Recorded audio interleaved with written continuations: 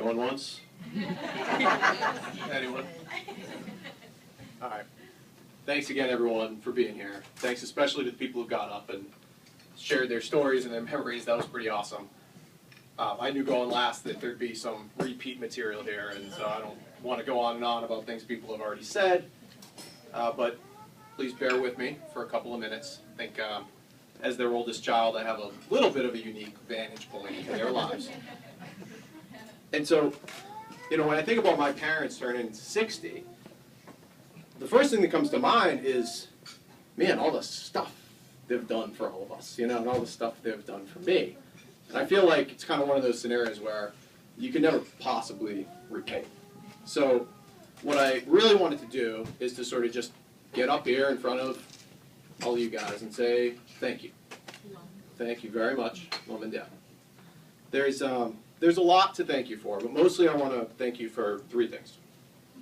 First off, I want to thank you for being so damn funny and amusing. Because, I mean, have you seen some of these pictures? I mean, between Dad's afro and whatever that was, Mom, for Halloween with the black thing on there, I mean, it's a miracle any of us turned out halfway normal. And, you know, they're turning 60 this year, but, you know, you ask Dad to do something that's a little bit different from what he usually does, and I swear he's 90, not 60.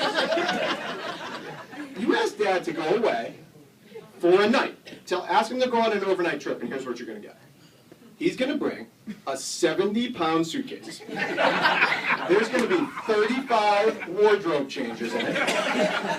25 of which, by the way, are going to be Patriot sweatshirts.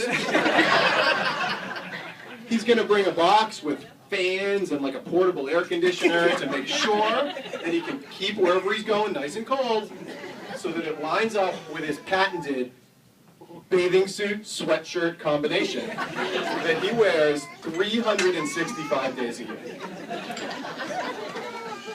That's just what he does. That's what he does. And Mom, she's turning 60, right? But sometimes I feel like maybe she's like 10 or 11. Right? I mean, you might know that her birthdays are a pretty big deal. Okay? She likes her presents, and gift cards do not count as presents. They do not count. To be honest, I'm not even sure she's going to be okay sharing this party with Dad. So, if you get another invitation for a party in January, I apologize in advance.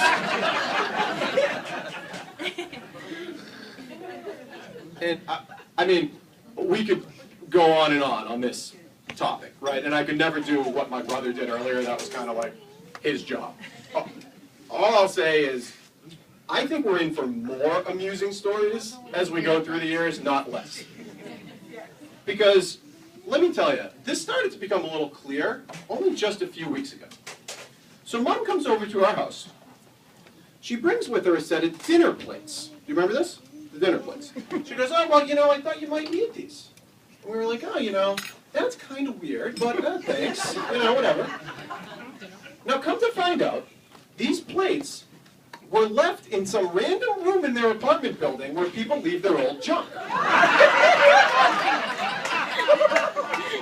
And somehow, it didn't occur to them, I feel like, that this is literally what my grandparents did to them for like 20 years. The exact same thing. So, Grandpa, no disrespect. It was very, very nice. But for a long time, my parents got stuff dropped on their doorstep that they didn't really ask for, didn't really want, and chances are it was from some dead guy. And now, that's us! We're getting the stuff from the dead guy. And they are officially the crazy grandparents. Man. So, thank you for your constant source of amusement. Man. So I said three things. The second thing I want to thank you for is all your support through the years. Man, it's been something else. You know, I don't know anybody who's more selfless than my parents. You know, they just always put themselves second, and I think it's easy to, you know, talk about them being good grandparents and all that kind of stuff in the last 5 or 10 years, because that's like fresh in our heads. But I remember the support through all the years. You know, I remember Mom picking me up when I was a little kid at school and being happy that she was there. I remember Dad helping me with math homework when I didn't know what to do, and, you know, getting frustrated with it and getting his tight lips, but he would still, you know, stay patient. I remember Mom spending all those years taking us to playgrounds. I remember Dad working nights all those years, you know, in large part just so we could get out and coach our teams and see our games and, you know, and all that kind of stuff.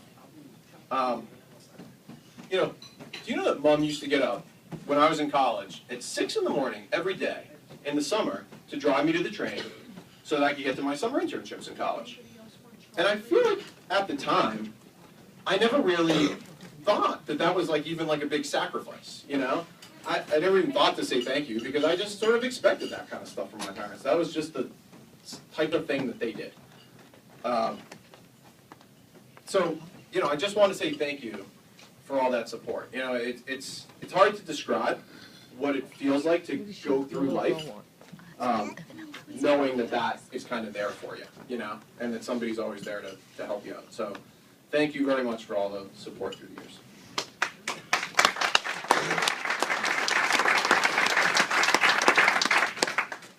So the last thing I want to thank you for is the example that you've set for us.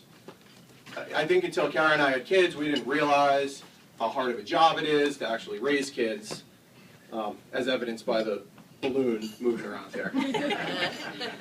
And, you know, we try to live in the moment and enjoy what's going on, but we also can worry, and so we think about what's going to happen 10 years from now, 20 years from now. And when I find my mind wandering this way, I often ask myself, you know, what would Mom and Dad say? What would they do in this situation? And more often than not, that feels like the right path, actually.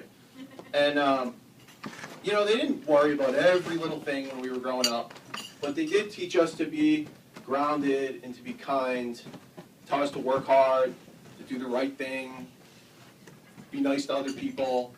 And, you know, these weren't like things that were written on a piece of paper somewhere in the house. This is just how they lived when we were growing up. And it's how they raised us as kids.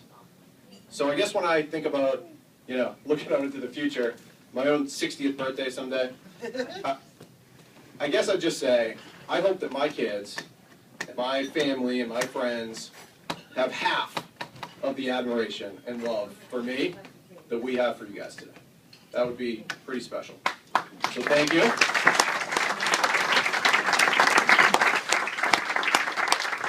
Thank you for setting that example for us to strive for. Thank you for everything. We love you very much. Happy birthday. Thank you.